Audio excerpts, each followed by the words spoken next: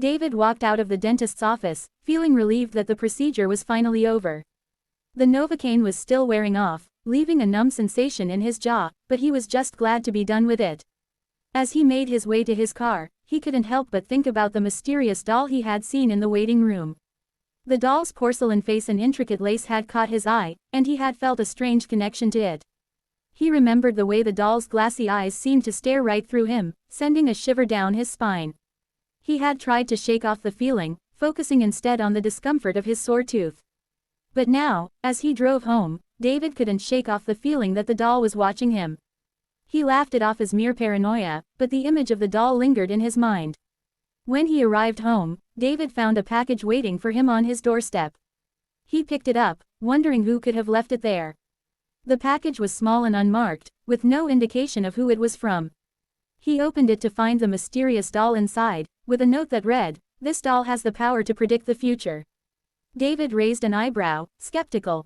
He didn't believe in magic or supernatural powers, but there was something eerie about the doll that made him hesitate. He looked around his empty apartment, feeling a shiver run down his spine.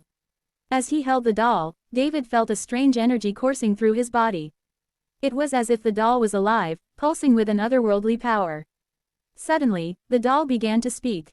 "David, you will meet a woman," the doll said in a low, raspy voice. "She will be beautiful, with hair as black as coal and eyes as green as emeralds. She will be the love of your life, but she will also be the cause of your downfall." David dropped the doll, startled. He looked around his apartment, wondering if he was going crazy. The doll had definitely spoken, but that was impossible. He must have been hallucinating, he thought. But as he looked back at the doll, he saw that its eyes had changed. They were now glowing with an eerie green light, staring right through him. David felt a chill run down his spine as the doll spoke again. "You will try to resist her, but you will fail. She will consume you, body and soul. And when she is done with you, you will be nothing but a shadow of your former self." David laughed, trying to shake off the feeling of unease. He didn't believe in fortune-telling or magic, and he certainly didn't believe that a doll could predict the future. But as he looked into the doll's glowing eyes, he felt a shiver of doubt. Over the next few days, David found himself thinking about the doll's words more and more. He had always been a skeptic, but the doll's prediction had unsettled him. He began to wonder if there was something to it, if maybe the doll really did have the power to see into the future. And then, one day, he met her. Her name was Sophia, and she was everything the doll had said she would be. She was beautiful, with hair as black as coal and eyes as green as emeralds. She was charming and charismatic, and David found himself falling for her hard. At first, he tried to resist her. He knew that she was trouble, that she was going to be the cause of his downfall. But he couldn't help himself. He was drawn to her like a moth to flame, unable to resist her charms.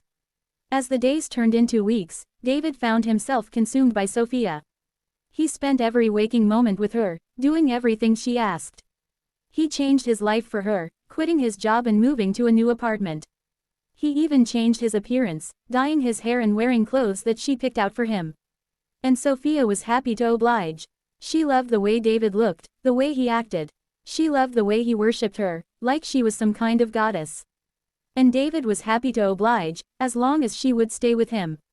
But as the weeks turned into months, David began to realize that he had lost himself. He had given up everything for Sophia, and now he was nothing but a shadow of his former self. He was trapped in a prison of his own making, and he didn't know how to escape. And that's when he remembered the doll. He had kept it all this time, hidden away in a drawer. He pulled it out, looking into its glowing eyes. "I told you," the doll said, its voice low and raspy. "I told you that she would consume you. But it's not too late, David. You can still escape. You can still be free." David looked at the doll, a glimmer of hope in his eye. He knew what he had to do. He had to leave Sophia, no matter how much it hurt. He had to take back control of his life, no matter how scary it was. And with that, David walked away from Sophia, leaving behind the woman who had consumed him. He walked away from the doll, too, knowing that he didn't need its predictions to guide him. He was in control now, and he was going to stay that way.